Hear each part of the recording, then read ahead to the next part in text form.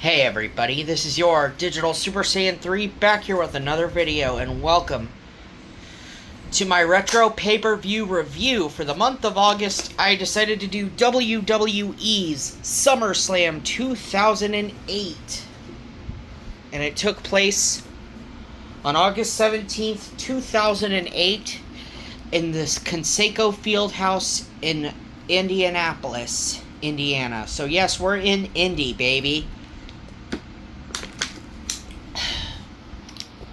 What a city Indianapolis is. I mean, so many classic wrestling events and so many great matches that were ever contested inside the city limits of Indy here at Indianapolis. So today's video, we're finally going to get down to it. So this is finally me going to be doing SummerSlam 2008. I know a lot of people have been anticipating this, and I know I'm sorry for the wait. But, I had a lot of things on my mind and everything, but that's okay. And I'm wearing my Undertaker shirt from 2020. I've had this for nearly 6 years already, so yeah, you can tell the color is a little faded and everything, but I've had this since 2020, okay? Anyway, on with the show. So you got Raw, SmackDown, and ECW. You got, for the ECW team, you got Matt Striker and Jonathan Gresham. You got, for the Raw team, you got Michael Cole and Jerry Lawler. And for the fellas at SmackDown, you got Jim Ross and Taz. Yes, that's right, Jim Ross and Taz is part of the SmackDown roster.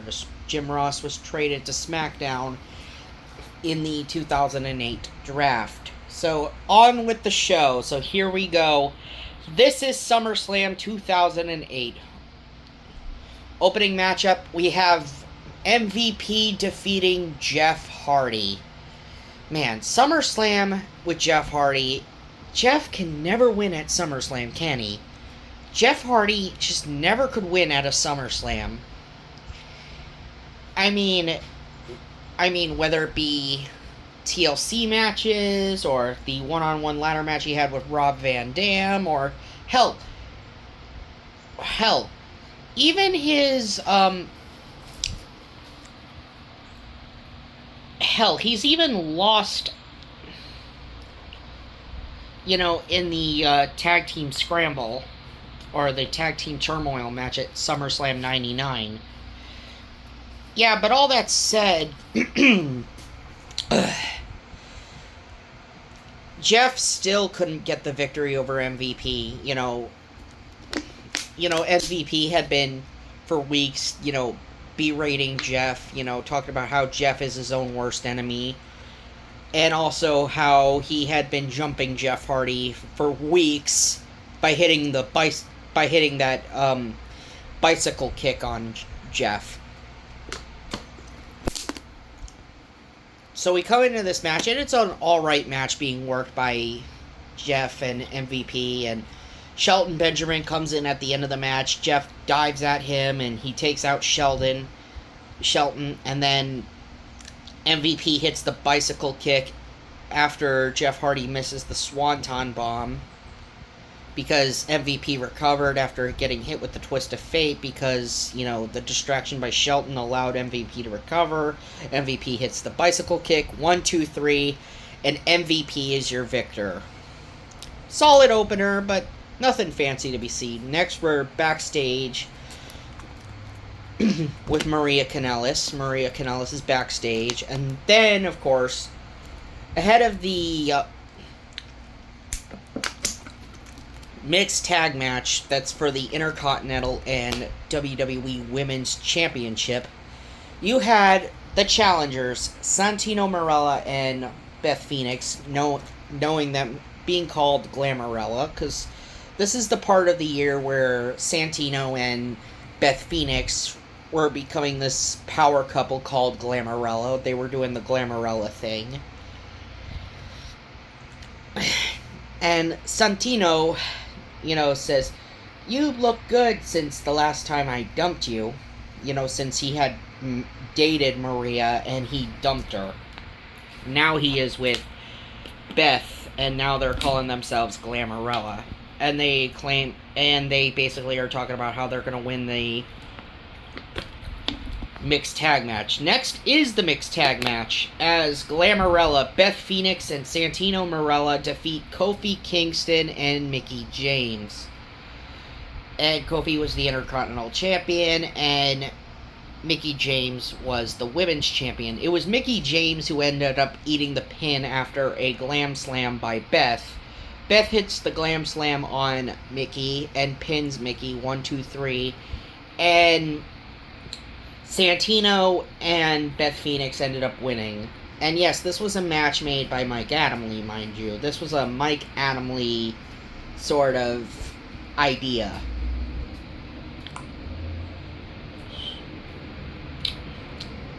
Next up is our first world title match on this show, and it's the ECW Championship match.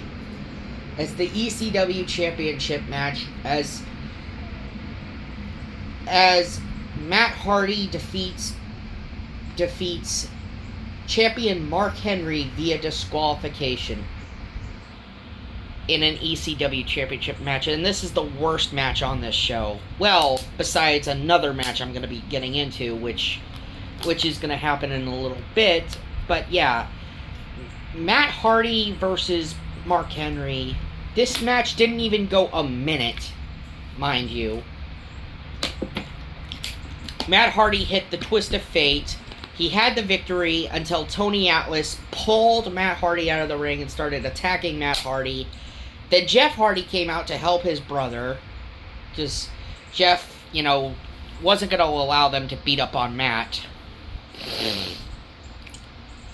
They beat up on Tony Atlas and Mark Henry, and Mark Henry and Tony Atlas, they get out of Dodge, but Mark still is the ECW champion. So yeah, this was not a good match at all. And yeah, we had the Hardys get the standing ovation, because of course we're going to have the Hardys get a standing ovation.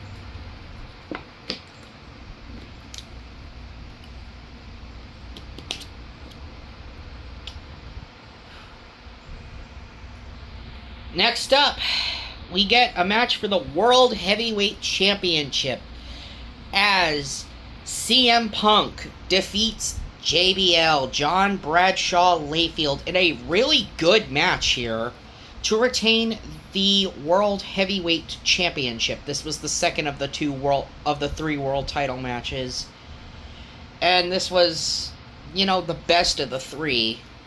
Considering this is CM Punk as the champion and he's taking on challenger JBL. Ever since CM Punk came to Raw with the World Heavyweight Championship, JBL, earned the opportunity. And basically, had been calling CM Punk Cindy, because he says this isn't a fairy tale. And when midnight strikes, that feel-good moment is gone. But CM Punk, he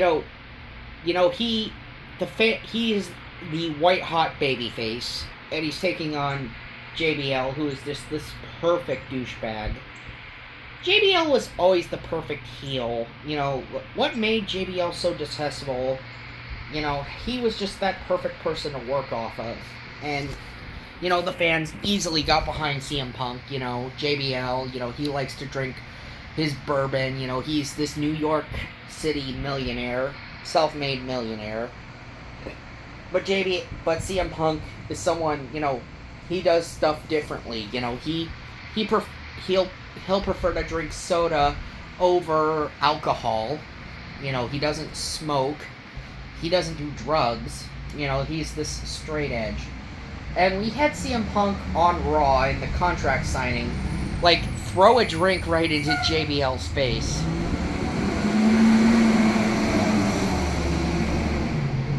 Oh, there goes the school bus. Yeah. So, Bradshaw... So, anyway, this was a really good match between JBL and CM Punk.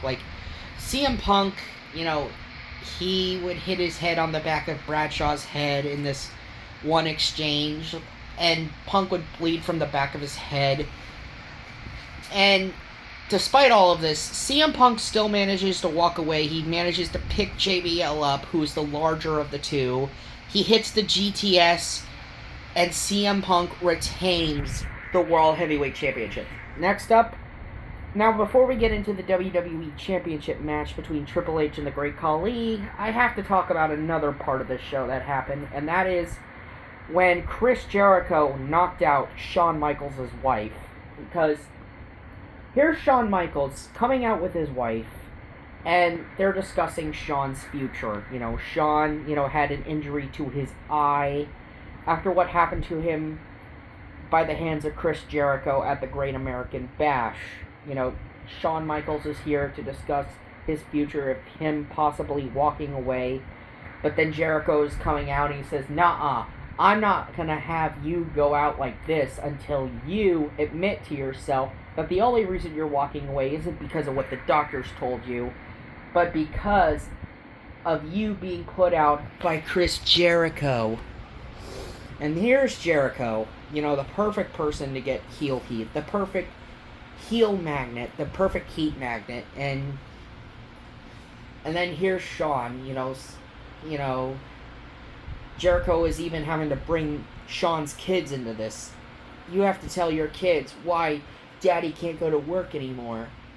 And then, after having to sit them down, and then Shawn tells Chris, "Maybe I'll do that, but maybe you'll have to sit your wife and kids down and tell them that their father is an absolute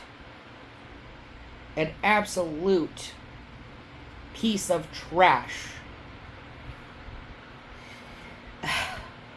And then, of course, Shawn and his wife go to leave, but Jericho tries to hit Shawn, but Shawn moves out of the way and but instead his wife gets knocked out by Jericho. Shawn, craters his wife as his wife had just got knocked out by Chris Jericho.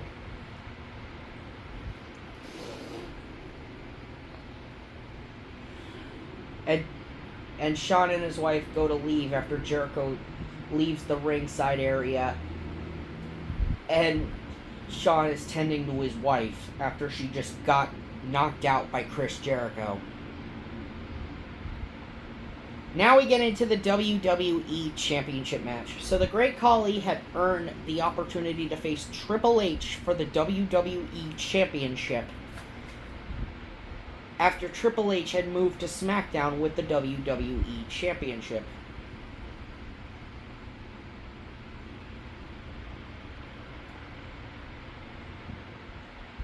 I'm making a video. I got it. Don't worry. And, okay. Great Khali, in the weeks leading up to this, him and Triple H had an arm wrestling match, and, Khali got himself disqualified, and him and Rajat Singh beat down Triple H in the middle of the ring. Khali puts the freaking vice grip and starts squeezing the life out of Triple H's head by doing that head crush thing. And now we get into the match at SummerSlam, and it absolutely sucks. This is a great Khali match at SummerSlam. I mean, look, I know Khali might be a nice guy in real life, and I get it, and Khali himself was not a very mobile person. He was very limited in his moveset, as he was someone who was very limited, but I wonder why WWE trusted Khali with world title matches is beyond me. I wonder what they saw in Khali to make him, a world champion, let alone have him compete in world champion matches, considering this was Khali's world title, considering Khali had a world title match, in the previous year, and he was the champion at the previous year's SummerSlam against Batista at SummerSlam 2007.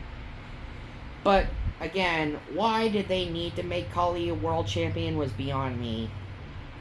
I know it was for a tour of India, but even then, it still didn't work because Kali was just not a good champion. And that's just me putting it nicely. I mean, yeah, I'm sorry, Kali, but fans weren't really into you being champion.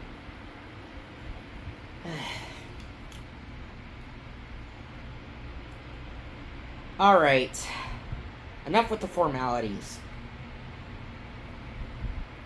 Now we're getting into our next match, and it is an attraction that was 6 years in the making. 6 years since these two men have debuted. Since 2002. This was a match in the making. 6 years in the making as Batista defeats John Cena. This was a match made by Mike Adamle. Since both Batista and Cena were on the same show, Cena and Batista were both on Raw together. So now, because Batista had came over from SmackDown in the 2008 draft, Cena, Batista, this was 6 years in the making, and this was a solid match, and this was a really good match here. Batista, like, we even see him pull out one of Ric Flair's trusty figure 4 leg lock. Like, Batista, you would never expect him to use, like, technical wrestling moves, but you actually see him use the figure 4 leg lock on Cena in this matchup. I love the counter for counters in this match, but in the end, Batista wins with one nasty Batista bomb, and Batista is your victor. A really good match this was. A really damn good match. And now we come to it, the main event. It is Hell in a Cell, as Edge takes on The Undertaker in the match that The Undertaker made famous. Hell in a Cell, baby. This was a match made by Vickie Guerrero after she reinstated The Undertaker to get revenge on Edge. After Edge's infidelity was caught wind of when the video of Edge kissing Alicia Fox surfaced after Triple H had showed Vickie Guerrero, the video. And so, in Vickie's retaliation on her husband Edge, she reinstated The Undertaker. She brought back the man that her and her husband had just banished 2 months ago at One Night Stand in that TLC match. And now, she makes a match against The Undertaker inside Hell in a Cell by putting her husband inside Hell. And you have Edge for weeks being a nervous wreck. So, on the cutting edge on SmackDown, he asked Mick Foley for help. He was turning to Mick Foley, the man who faced The Undertaker inside Hell in a Cell just 10 years ago at the King of the Ring. But Mick says, not only will I not help you, but I can't help you. But Edge, you need to look inside your heart and find the Edge that made me say you are the greatest wrestler ever. And you bring that Edge to SummerSlam, and The Undertaker will tear you apart. But then Edge says, I understand. And then he beats down poor Mick. He beats down Mick Foley in the middle of the ring, has Mick Foley proned on a table, mind you, and jumps off a ladder with a chair, diving onto Mick Foley, putting him out. Oh yes, and this did eventually lead to Mick Foley's run in TNA, by the way. This was Mick Foley's last WWE appearance for a while, because he would spend a few years in TNA, and then he would eventually make his return to WWE. It's complicated. Alright, and now we get into the Hell in a Cell. Edge enters the cell first. He also had vowed to also not only take The Undertaker down with him, but also bring Vickie down with him as well. And you have Vicky Guerrero locked in her dressing room, surrounded by Bam Neely, her nephew Chavo, Kurt Hawkins, and Zack Ryder, the Edgeheads. They're all there in the dressing room with Vicky as they are watching. And yeah, we do transition between the actual match and what's going on in the dressing room, as we do see what they're reacting to. So Edge enters the cell first, and then, making his return, is The Undertaker. Undertaker is back, baby. And despite being gone for 2 months, he is back and better than ever.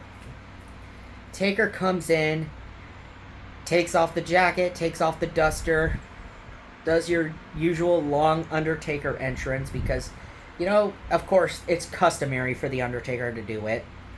I mean, that's his thing. The Undertaker is known for having a very long entrance, but can you blame him? I mean, there's a reason why he is the quote-unquote phenom of WWE. Anyway, we then get into the Hell in a Cell match, and Edge, for his credit, holds his own against Undertaker extremely well, bringing in his trademark tables, ladders, and chairs. And, you know, he's fending off the man who made the cell famous in the first place. The man who built the cell, The Undertaker. You know, he's facing off against Taker. And this Hell in a Cell match was incredible. You know, this should have been Match of the Year. You know, but I bet if Shawn Michaels versus Ric Flair had not won Match of the Year of 2008, then this match would have. This match was a good runner-up, as the hatred between Edge and Taker here was just so fire here. Like, I love the moment when Edge spears Taker through the cell wall, and then Taker gets speared by Edge from the announce table. Edge took a running start from the ECW announce table all the way to the SmackDown table, which the Undertaker gets speared by. And yes, Undertaker gets a nasty gash on his arm. His arm bleeds. Taker's arm bleeds. But that wasn't enough for Edge. Like, he even brings in the TV camera that he used back at Survivor Series 2007 during the previous Hell in a Cell match, which was contested between Taker and Batista. More on that when I get to Survivor Series 2007. Anyway, even with that, it's still not enough. Once Undertaker finally gets the surge of adrenaline, Taker hits a spear on Edge, then hits a concerto, as well as nailing Edge with the TV camera, and then finishing him off with the Tombstone Pile Driver for the 1, 2, 3, and the Dead Man reigns supreme inside Hell in a Cell in his very own match, because of course Taker would win the match that he made famous. And yeah, Taker makes it clear that you try me, I'll make you famous. And he did make Edge famous in this match. I mean, sure, Edge was already famous, but still, that's just sort of the Undertaker way, you know, that's just the Undertaker motto. But then, as Undertaker was walking back, as he got out of the ring, he was walking back towards the entrance, and then on the Tron, he sees Edge starting to stir, but Taker says, "Uh-oh, no boy, you're not done." And then he basically takes the ladder, brings Edge's prone body up the ladder, he sets Edge up on the ladder, and then choke slams Edge through the ring mat, off the ladder. Then, of course, and then fire starts shooting up from the crater that Edge's body had made. And, of course, signaling that The Undertaker had just damned Edge to hell. So that was SummerSlam 2008. Final thoughts? It's actually a really good SummerSlam. I would say, yeah, it definitely would be in my top 5. Though I don't know where I would rank it, but it's still a good show regardless. Anyway, this has been your Digital Super Saiyan 3, and I will see you guys next time for September when I cover Unforgiven 2006. See ya!